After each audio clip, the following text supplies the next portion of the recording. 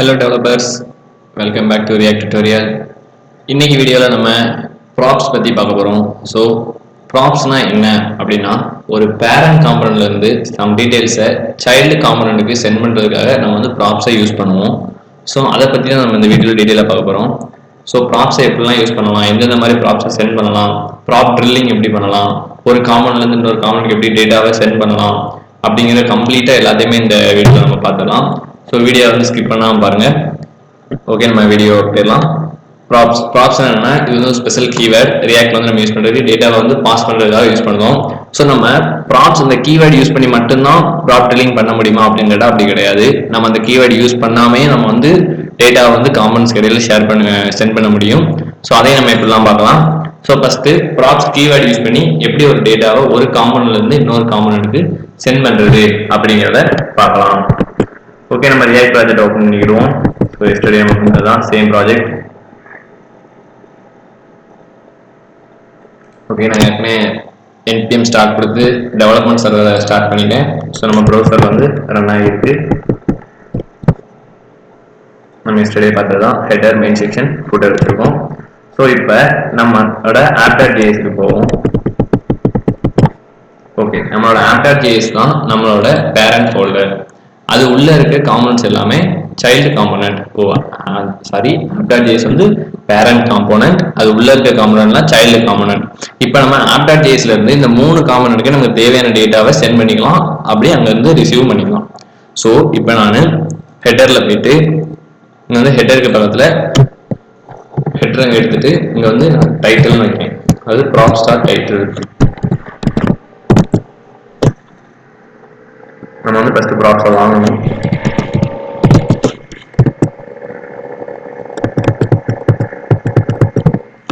Okay, props இங்கே வாங்கிட்டு prop start title அப்படின்னு வச்சுட்டு இங்கே நான் சேவ் பண்ணோம்னா என்ன ஆகும்னா நம்ம பேஜ் வந்து கிராஷ் ஆக வாய்ப்பு இருக்கு.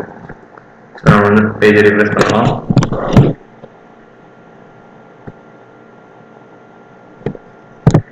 இங்கே கம்பேர் ஆகி முடிக்கலை. ஃபர்ஸ்ட் நம்ம வந்து இப்போ ப்ராப்ஸ் வந்து நம்ம இங்க வந்து வாங்கியிருக்கோம், பட் அங்கே வந்து நம்ம சென்ட் பண்ணவே இல்லை.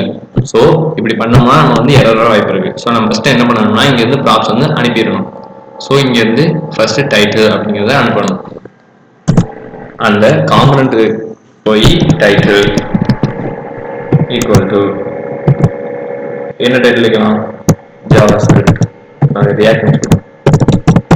ரியாக்ட் அப்படின்னு இங்க இருந்து ஒரு டைட்டில சென்ட் பண்றேன். கம்பைல் ஆகிட்டு தான் இருக்கு, கொஞ்சம் டைம் எடுக்குது. ஓகே கைஸ், இப்போ பார்த்தீங்கன்னா நம்ம இங்கேருந்து டைட்டில் அப்படிங்கிற ஒரு ப்ராப்போட ப்ராப்பர்ட்டியை சென்ட் பண்ணுறோம். ஸோ அதை நம்ம ஹெட்டரில் இருந்து ப்ராப்ஸ் வச்சு ரிசீவ் பண்ணுறோம். இங்கே வந்து ப்ராப்ஸ் கீவேர்டு வச்சு நம்ம ரிசீவ் பண்ணும்போது இங்கே ப்ராப்ஸ்ங்கிறது என்னன்னா ஒரு ஆப்ஜெக்ட். அந்த ஆப்ஜெக்ட்லேருந்து நம்ம அந்த வேல்யூ எடுக்கணும்னா நம்ம வந்து இந்த மாதிரி டாட் வச்சு எடுக்கணும். ஸோ ஆப்ஜெக்ட்லேருந்து ஒவ்வொரு ப்ராப்பர்ட்டி எடுக்கணும்னாலும் இப்படி தான் பண்ணணும். ஸோ ப்ராப் ஸ்டார்ட் டைட்டில் அப்படின்னு எடுக்கும்போது இங்கே நம்ம டைட்டில் என்ன கொடுத்துருக்கோம்னா ரியாக்ட் அப்படின்னு கொடுத்துருக்கோம். நம்ம வெப்பேஜில் போய் பார்த்தோம்னா இங்கே வந்து ஹெட்டர் செக்ஷனில் ரியாக்ட் அப்படின்னு காட்டுது. ஸோ இப்போ நம்ம இதை வேண்டாம், எனக்கு ரியாக்ட்ங்கிறது வேண்டாம், வேற வேணும், வேற நேம் வேணும்னா நம்ம இங்கேருந்து மாற்றிக்கலாம். ஜாவாஸ்கிரிப்ட் அப்படின்ட்டு டைப் பண்ணி சேவ் பண்ணிட்டு கம்பைல் ஆகிட்டு, ஸோ ஒன்ஸ் கம்பைல் ஆகி முடிச்சோடனே இங்கே மாறிட்டு ஜாவாஸ்கிரிப்ட் அப்படின்னு மாறிட்டு. ஸோ ஓகே, இப்போ நான் என்ன பண்ணுவேன்னா நார்மலாக ஒரு ஸ்ட்ரிங்கை சென்ட் பண்ணணும். இப்போ இந்த வேல்யூ அப்படிங்கிற ஒரு வேரியபிள் வச்சிருக்கேன். இந்த இதை எப்படி நம்ம டைட்டிலுக்கு பாஸ் பண்ணுறது, அதாவது ஹெட்டர் பேஜுக்கு எப்படி பாஸ் பண்ணுறது அப்படிங்கிறத பார்க்கலாம். ஸோ ஓகே, இங்கே வேல்யூ அப்படின்னு ஒரு வேரியபிள் வச்சு அதுக்கு அந்த வேல்யூவை சென்ட் பண்ணிடுவோம். ஸோ இங்கே ஃபர்ஸ்ட் வேல்யூன்னு இருக்கிறது வேரியபிள், செகண்ட் வேல்யூன்னு இருக்கிறது வந்து வேல்யூஸ் கொடுத்து இந்த மாதிரி ஒரு ஃப்ளவர் பேசிஸ் போட்டு அது உள்ள நம்மளோட வேரியபிள் நேம் கொடுக்கணும். கொடுத்தீங்கன்னா ஓகே. ஓகே, இது வந்து நம்ம டைரக்டா ஸ்ட்ரிங்கை சென்ட் பண்ற மெத்தட். நம்ம ஒரு வேரியபிள்ல வச்சு அதை சென்ட் பண்ணோம்னா அது உள்ள வச்சு ஒரு கேலி பிளேசஸ் ஓப்பன் பண்ணி அது உள்ள அந்த வேரியபிள் நேம்ஸ் வச்சு சென்ட் பண்ணுவோம். ஸோ இப்போ வந்து ஹெட்டர்ல வச்சு ரிசீவ் பண்ணுவோம். ஓகே, இன்னொரு h2 டேக் வச்சுருவோம். அதில் ஒரு கேலி பிளேஸ் ஓப்பன் பண்ணி ப்ராப் ஸ்டார்ட் வேல்யூ சேவ் பண்ணிக்கலாம். சேவ் பண்ணி நம்ம செக் பண்ணோம்னா ரீலோட் ஆகல. ஸோ வந்துட்டு 64 வந்துட்டு இது வந்து ஒரு நம்பரை எப்படி சென்ட் பண்றதுன்னு பார்த்துக்கோம், ஒரு இன்டிஜர் வேல்யூ. இப்போ இதே மாதிரி இந்த நேம் அப்படிங்கிறத நம்ம சென்ட் பண்ண போறோம். நேம் ஈக்குவல் டு, அதாவது ஃபர்ஸ்ட் நம்ம வைக்கிற நேம் வந்து என்னன்னா வச்சுக்கலாம். அது இங்க என்ன நேம் வைக்கமோ, அதாவது ஃபர்ஸ்ட் இந்த நேம் இருக்கு பாத்தீங்களா, அந்த வேல்யூல வேல்யூ ஈக்குவல் டு வேல்யூ கொடுக்குறோம். இப்போ எங்க நேமுக்கு பதிலாக வேற கொடுக்குறோம், மெசேஜ் அப்படின்னு கொடுக்குறோம். மெசேஜ் ஈக்குவல் டு அந்த கேர்லி பிரேசஸ்க்குள்ள நேம். அதாவது இந்த ஃபர்ஸ்ட் நேம் வந்து நம்ம என்ன எடுத்துக்கலாம், ஆனால் அனுப்புற வேல்யூ வந்து இந்த இடத்துல கரெக்டாக அனுப்பினா மட்டும் போதுமானது. ஸோ இங்கே நம்ம மெசேஜ் அனுப்பியிருக்கோம். ஸோ அங்கே ரிசீவ் பண்ணும்போது என்ன பண்ணணும்னா மெசேஜ் ரிசீவ் பண்ணணும். ஸோ இங்க இருந்து இன்னொரு எக்ஸ்க்யூட் ஆகி வச்சு prop start message. ஓகே, இப்போ நம்ம பேஜ்ல போய் பார்த்தோம்னா லோட் ஆனே வந்துடும், கொஞ்சம் ஸ்லோவா இருக்கு. ஓகே, ரியாக்ட், அங்கே நேம் என்னன்னா ரியாக்ட் அப்படின்னு வச்சிருக்கோம். ஓகே, நெக்ஸ்ட் என்ன வச்சிருக்கோம்னா ஆப்ஜெக்ட் வச்சிருக்கேன். ஒரு டேட்டாங்கிற ஒரு ஆப்ஜெக்ட் வச்சிருக்கேன். ஒரு ஆப்ஜெக்டை எப்படி சென்ட் பண்றது, ஒரு காம்பனன்ட்ல இருந்து இன்னொரு காம்பனன்ட்டுக்கு அப்படிங்க பார்க்குறோம். ஸோ இங்க டேட்டான்னு இருக்கு, நம்ம வந்து என்ன நேம் வச்சுக்கலாம், சும்மா டேட்டா நேம் வச்சுக்கிறோம். Data equal to data. Okay, data வந்து அனுப்பியாச்சு. ஸோ அங்கேருந்து ரிசீவ் பண்ணுறதுக்கு என்ன ரிசீவ் பண்ணணும்னா ஒரு H2 வச்சுக்குவோம். Okay, props dot data. Okay, இப்போ நம்ம சென்ட் பண்ணிட்டோம். இப்போ என்ன ஆகும்னா நம்ம ரியாக்ட்ல வந்து ஒரு ரூல் இருக்கு, நம்ம ஆப்ஜெக்டை வந்து டைரக்டா JSXல ரெண்டரிங் பண்ண முடியாது. ஸோ அப்படி பண்ணவும் கூடாது. அப்படி பண்ணா என்ன ஆகும்னா நம்ம பேஜ்ல இந்த மாதிரி எரர் வந்துடும். ஸோ அதுக்கு என்ன பண்ணணும் அப்படின்னா, இந்த டேட்டா வந்து என்ன ஃபார்மேட்ல இருக்குன்னா ஆப்ஜெக்ட் ஃபார்மேட்ல இருக்கு. அந்த ஆப்ஜெக்ட் நம்ம ஃபுல்லா அப்படியே நம்ம பிரிண்ட் பண்ணணும். அப்படிங்கிற பட்சத்தில் நம்ம என்ன பண்ணணும்னா அந்த ஆப்ஜெக்ட் ஃபுல்லா JSON ஃபார்மேட்டுக்கு கன்வெர்ட் பண்ணி நம்மளோட JSX ஃபைல நம்ம வந்து அவுட்புட்டா காமிக்கலாம். ஸோ அதுக்கு என்ன பண்ணணும் அப்படின்னு பார்த்தோம்னா இந்த ப்ராப்ஸ்டாட் டேட்டாவை அப்படியே கட் பண்ணிட்டு அதுக்கு வந்து ஒரு மெத்தட் ஜேசான் டாட் ஸ்ட்ரிங்கிஃபை ஆஃப், அது உள்ள நம்மளோட ஆப்ஜெக்டை வச்சா ஓகே. ஓகே, இப்போ நம்ம வந்து என்ன பண்ணிருக்கோம்னா ஆப்ஜெக்டை ஜேசான் டேட்டாவா கன்வெர்ட் பண்ணிருக்கோம். இப்போ போய் நம்ம பேஜ்ல பார்த்தோம்னா ஒன்றுமே இல்லை. ஸோ அவங்க ரீலோட் பண்ணிடுறோம். ஓகே, வந்துருச்சு, நம்மளோட ஆப்ஜெக்ட் வந்துருச்சு. எனக்கு மொத்தம் ஆப்ஜெக்டை வேண்டாம், அதில் உள்ள நேம் மட்டும் எனக்கு தனியாக பிரிண்ட் ஆகணும். அப்படிங்கிற பட்சத்தில் நம்ம என்ன பண்ணலாம் அப்படின்னு கேட்டீங்கன்னா இங்கே இன்னொரு H3 வச்சுக்குவோம். அப்போ என்ன பண்ணணும்னா ஒரு apps dot data dot name இந்த மாதிரி ஆக்சஸ் பண்ணலாம். ஸோ இந்த மாதிரி நம்ம என்ன பண்ணணும்னா ஆக்சஸ் பண்ணணும். ஒன்று மட்டும் ஞாபகம் வச்சுக்கோங்க, கரெக்டா நம்ம வந்து முழு ஒரு ஆப்ஜெக்டை கரெக்டா நம்ம என்ன பண்ண முடியாது, ரெண்டர் பண்ண முடியாது. அதாவது ஆப்ஜெக்ட் டேரக்டா ரெண்டர் பண்ண முடியாது, ஜேசன் டேட்டாவை மாற்றி தான் ரெண்டர் பண்ண முடியும். அதை நோட் பண்ணிக்கோங்க. தென் எப்படி வேணா எனக்கு ஒரு டேட்டா வேணா நம்ம இந்த மாதிரி ரெண்டர் பண்ணிக்கலாம். கரெக்டா அந்த கீ வந்து நம்ம வந்து கால் பண்ணா நமக்கு அவுட்புட்ல வந்துடும்.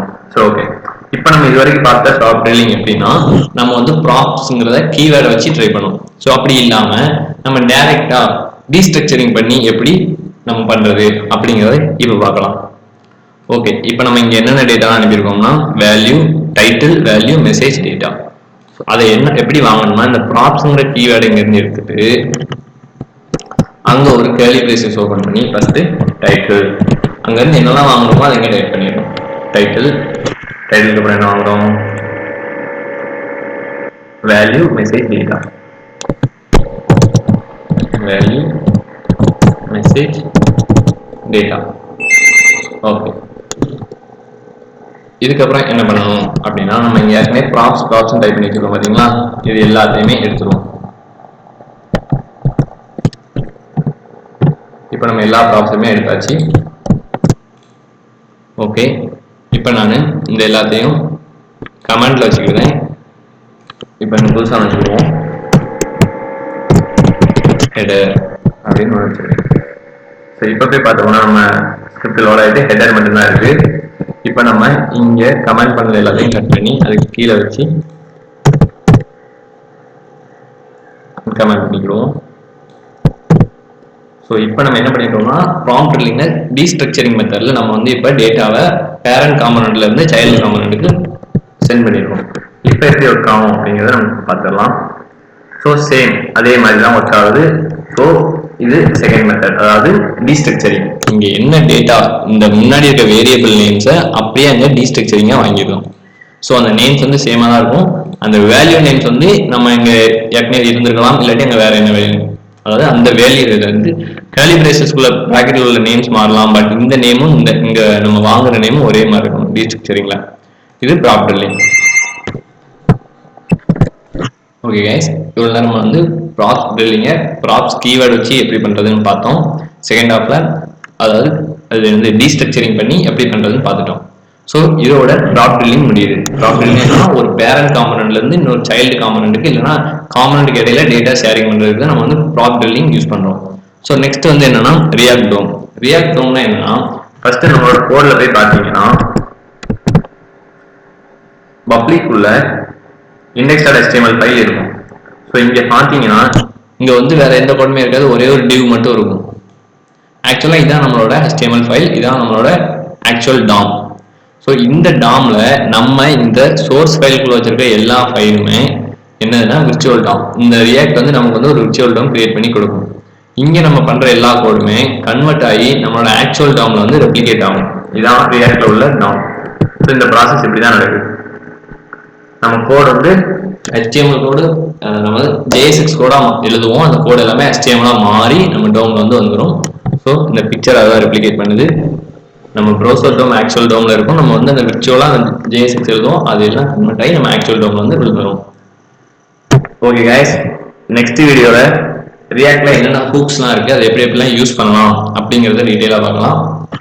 இது வரைக்கும் நம்ம பண்ண கோட் எல்லாமே ப்ராக்டிஸ் பண்ணி பாருங்க. டவுட்னா உங்க மென்டாரை கேளுங்க, இல்லைனா கமெண்ட் பண்ணுங்க, நான் கிளியர் பண்ண ட்ரை பண்ணுறேன். நெக்ஸ்ட் வீடியோக்கு பார்க்கலாம். தேங்க்யூ ஃபார் வாட்சிங்.